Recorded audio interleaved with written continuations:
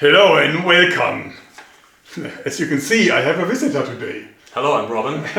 Yeah, Robin actually contacted me because he told me that he has invented something that I would not have believed possible. Since he took an FX Airguns DRS, in this version a tactical, this is my version, that is unchanged, and converted it into a steampunk semi-auto monster.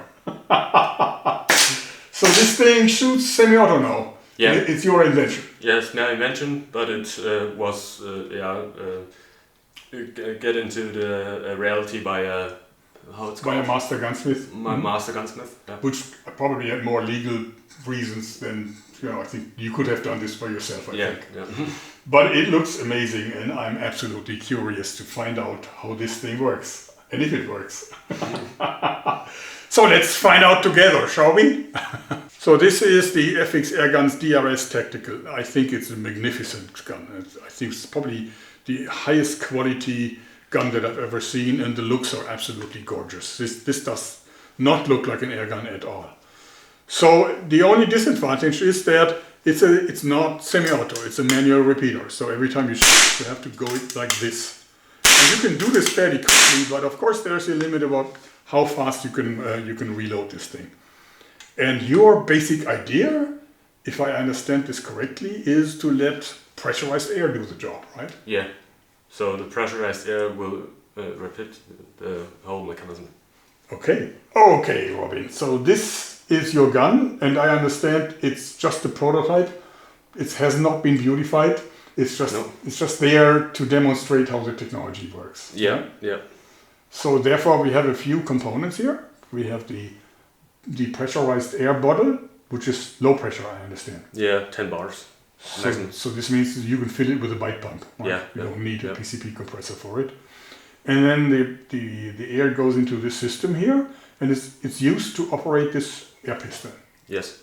So you just push it to the front and pull it back then. Yeah. So this is making the work with the repetition. Yeah. So it's connected to this here. Yeah. And you have two switches here, a micro switch and a manual switch. Yeah. What are those for?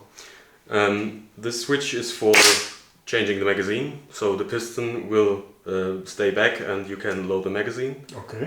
And when you pull it into the middle, the system is turned off. And when you put the switch to the fourth, the semi-automatic mechanism is on, and then you can fire. All right. So basically, okay, and in the middle position, you can still shoot the gun manually, right? Yeah, you can do things like this. So okay. So even if your air runs out, the gun is still functional. It's just no longer semi-auto. Yeah.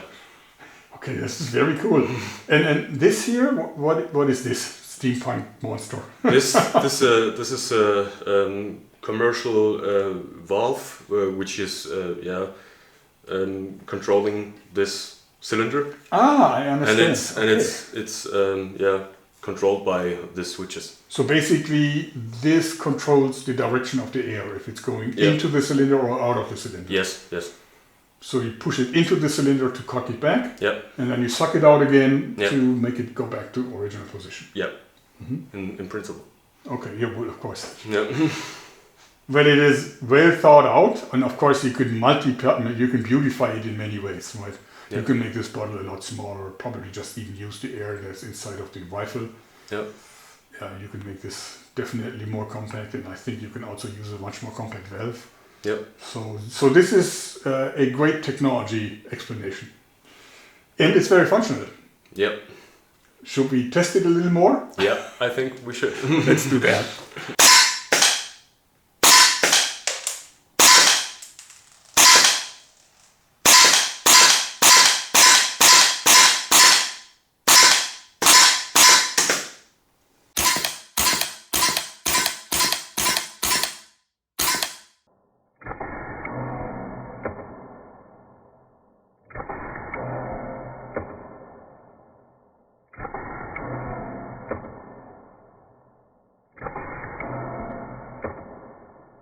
Okay, so now I will try to shoot my classic DRS, the regular one, not in semi-auto but as a repeater, as fast as I can. And then we'll do the same with Robin's invention and see which one is faster.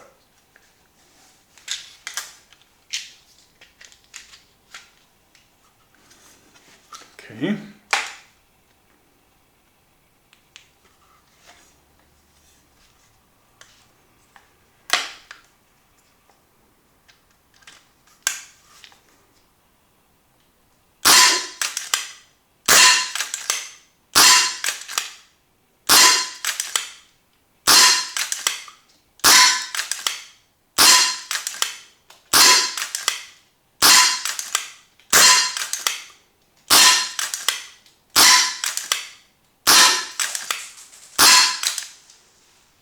And now Robin's invention.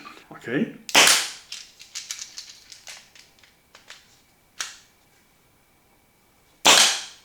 And we're ready to roll.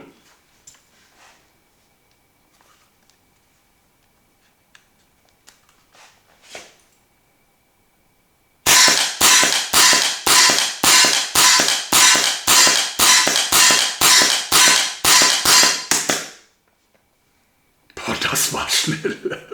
So that was like night and day. It was completely different. Yeah.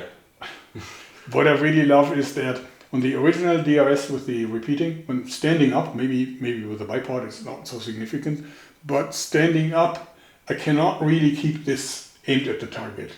It always like moves me out of the target a little bit, and the faster I try to repeat, the more deviation I will get. So this is semi-auto. I mean, really, I can keep it aimed at the target, and there's even a little blowback effect from the mechanism. Yeah. So it feels like it has more power than it has, Yeah. since it only is a Germany legal 5.5 foot-pound gun at the moment. But I guess you could reduce the weight of the mechanism, right? Yeah, we could get the cylinder smaller, and we can implement such smaller valves and so on, and then it will. But It will also consume less air then, I guess. the If the cylinder is smaller. At the moment, it's consuming a bit more air than necessary. Yes. And it probably has enough power to cock back a spring that is 10 times as strong. Yeah, at the moment, yes. Yeah. All right, but I can really say this converted the DRS into a semi-auto gun. It's just amazing. Great job. Okay, so the main difference to a regular semi-auto air gun like an HB Max by AA is that you are using two different tanks. One for the mechanism and one for the shot. Yes, and this increases the efficiency of the gun, because you need a high pressure for shooting and a low pressure for repetition, and that is the main principle. Yeah, you also lose no energy for the repeating. Yeah. So all the energy in here can go into the shot. Yeah. And this one does the completely separated thing, and it's also more reliable because this thing will repeat the gun no matter how much pressure you get here. Yeah. So you can change the regulator pressure of the gun from very low to very high, and it's changed nothing on the mechanism. That's very smart. So currently in its unoptimized form, how many shots can you do with one fill? I would estimate 2 magazines will be possible, maybe 3. We try it out. Oh, we'll test that, yes. Yeah. But of course, after optimization, there will be a lot more shots. Yeah, when we reduce the diameter of the cylinder, so there are many ways of. So efficiency goes up. Yeah. And then, of course, also you can reduce the size of all this. Yeah. It's a pity because I think it looks kind of cool. Yeah, it looks like a grenade launcher. Yeah. Okay. Well, at first, let's try if you can really do 2 magazines with one filling. That would be good. Yeah. Now we'll try to find out if we can really shoot 2 full magazines with one filling of the air tank. Na, komm schon. So. Alright.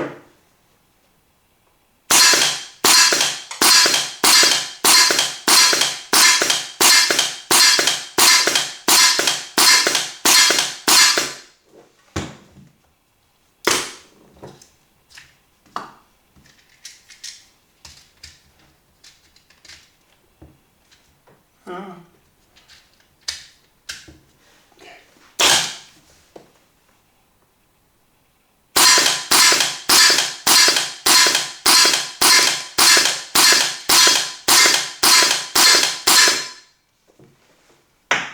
Das geht.